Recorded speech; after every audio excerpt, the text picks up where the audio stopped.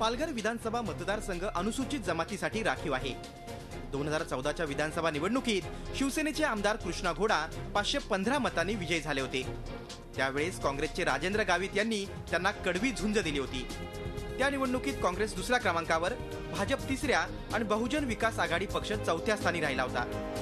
यंदा शिवसेना आणि भाजप यांनी एकत्र लढण्याचा निर्णय घेतलाय। त्यामुळे शिवसेनेचं पारडं जड वाटत असलं तरी शिवसेनेचे उमेदवार अमित घोडा हे तसे नौखे आहेत। त्या तुलनेत काँग्रेसचे उमेदवार राजेंद्र गावित आणि बहुजन विकास आघाडीच्या मनीषा निमकर हे उमेदवार अनुभवी आहेत। त्यामुळे काँग्रेसनं चांगलाच जोर लावलाय। तर जिल्ह्यात 6 पैकी 3 आमदार असलेल्या बहुजन विकास आघाडीनेही कंबर कसली आहे।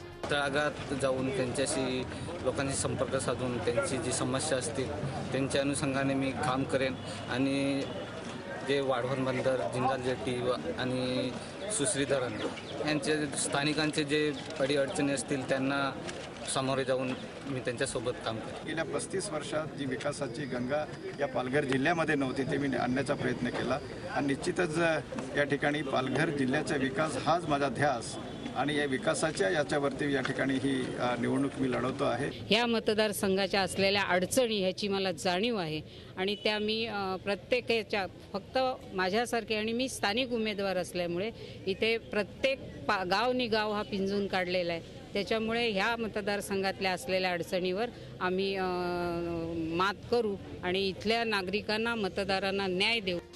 एकीकडे भाजप आरपीआयनं शिवसेनेला तर काँग्रेसला राष्ट्रवादीनं पाठिंबा दिलाय। मुळातच शहर, बंदर आणि आदिवासी अशा 3 भागात पसरलेला हा मतदारसंघ आहे। त्यामुळे आदिवासी भागात शिवसेना विरुद्ध बहुजन विकास आघाडी असा सामना रंगेल, तर किनारपट्टीवर शिवसेना विरुद्ध काँग्रेस असा सामना रंगेल।